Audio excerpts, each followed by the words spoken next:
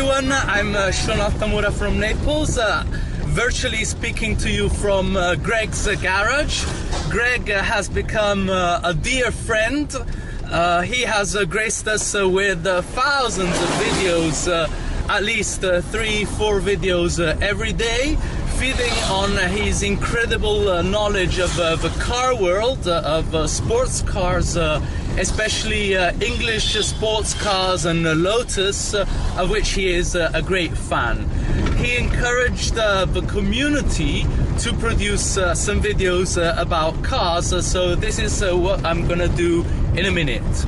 I already have my own YouTube channel, which is Sean Altamura, and usually I deal with running, trail running, triathlon, culture, art events, street art, and food, because I'm also a cheese taster.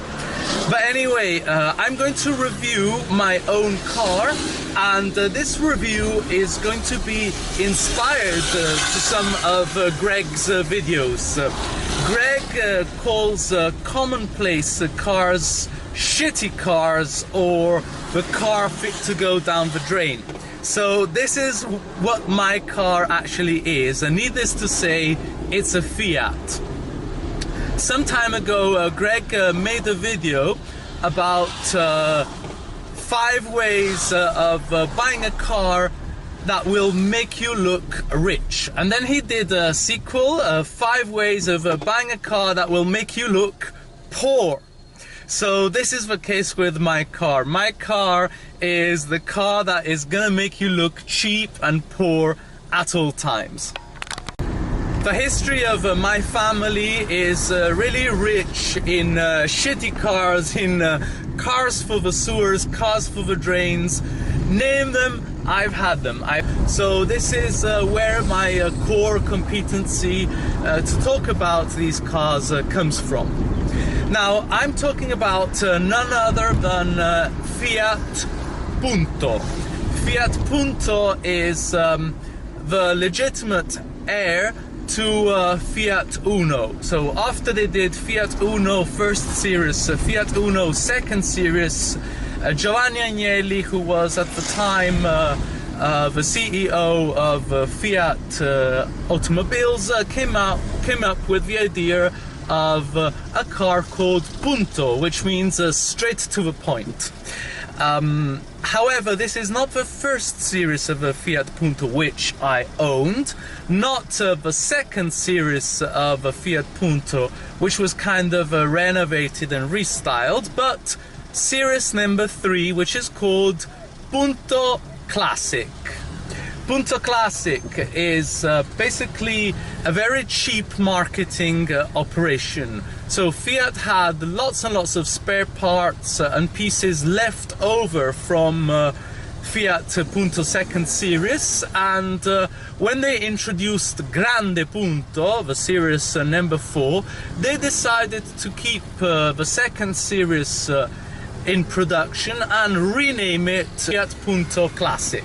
So this car is a 1.2 liter engine. It's 16 valves, so 4 valves per cylinder.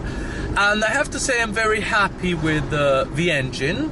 It's not fast by any means, but it has sufficient power to get the car uphill and to get it up to a dignified speed on the motorway. Let's say 130 kilometers per hour. It can handle pretty well as its cruising speed.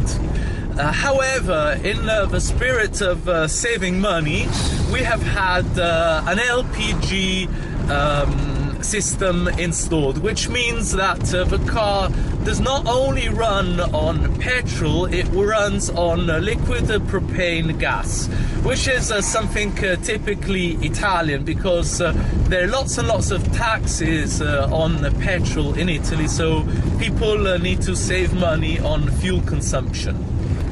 Because it runs on LPG gas, this means that it pollutes a little bit less, so I can go in the city even when other cars that are, let's say, Euro 4 cannot access the city, which I see as a plus.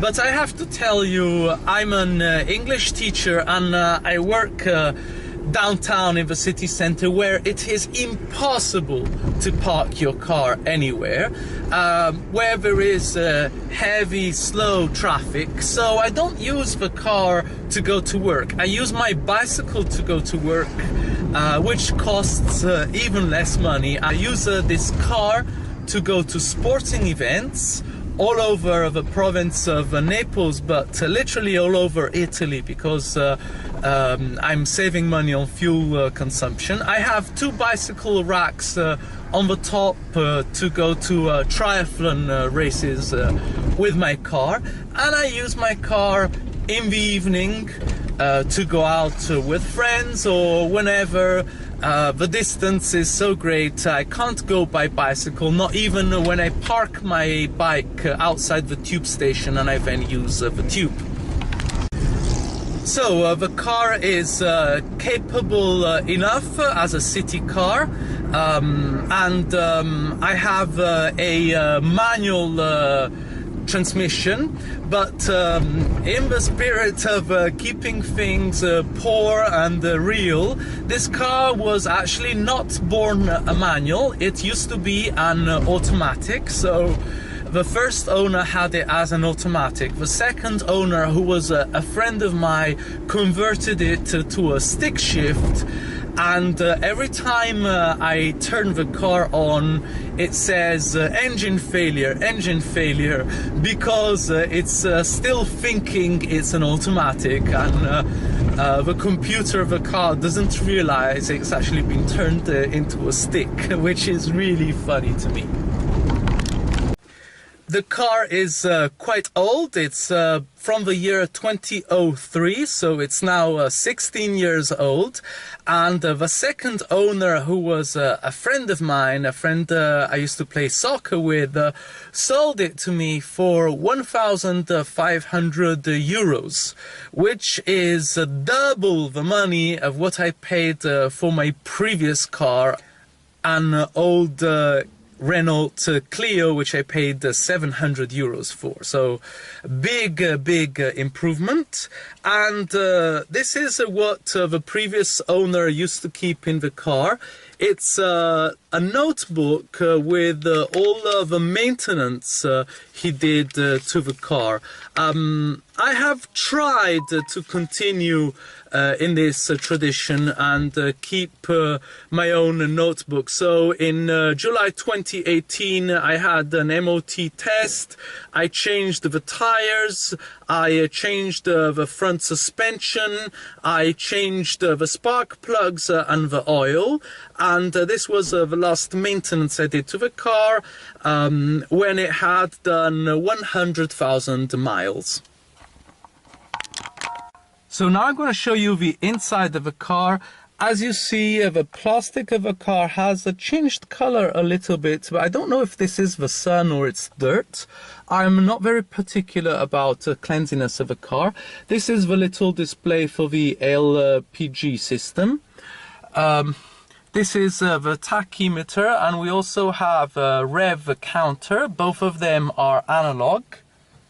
So this is the steering wheel. Here we have a radio, and so sound and music for traveling.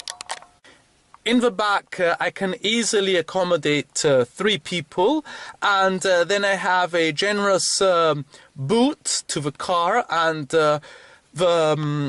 the seats of the back go down and make it really much bigger. So if I don't want to put my bike on the roof of the car, I can store my bike inside the car. So this is the outside of the car of my beautiful Fiat Punto. So the shape is quite commonplace.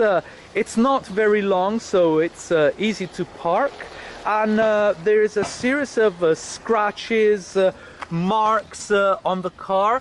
but I never had an accident with this car. So these marks and scratches are all from people who parked their car very badly and ended up hitting my car. Included this bang and broken lights that I'm gonna change. Now here the previous owner tried to put silicone just under the light to kind of save it, and this is one of those details that makes the car look super poor, super cheap. More scratches. You can see this mirror is broken, but I never really drive with my right mirror, so never mind, I don't care, I don't want to change it. Here someone tried to get into the car, break into the car, so they broke the door handle, and I've got to change this because this is a two-door car, so it's essential for me to change it. But this is another of the details that makes the car look super cheap. More scratches, more marks on this side.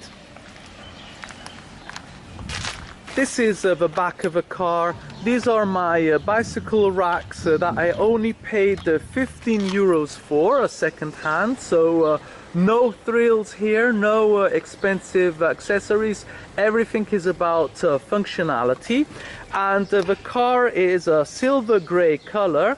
It looks like rat's fur, and the advantage of this color is that it's kind of a camouflage for the dirt and for the scratches.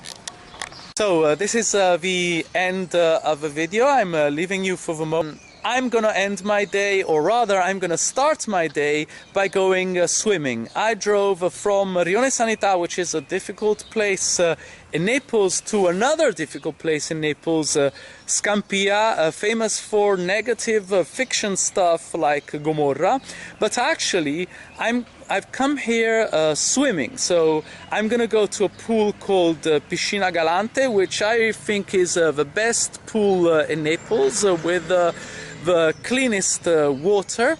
And after that I'm gonna go running for a combined training session like many triathletes do, and then I'm gonna start working, and it's gonna be the end of my day. Goodbye, Greg. I hope you enjoyed the irony of the video. I appreciate your jokes, and I get a thrill anytime I see and I watch your videos. Goodbye, everyone. Have a nice one. See you later.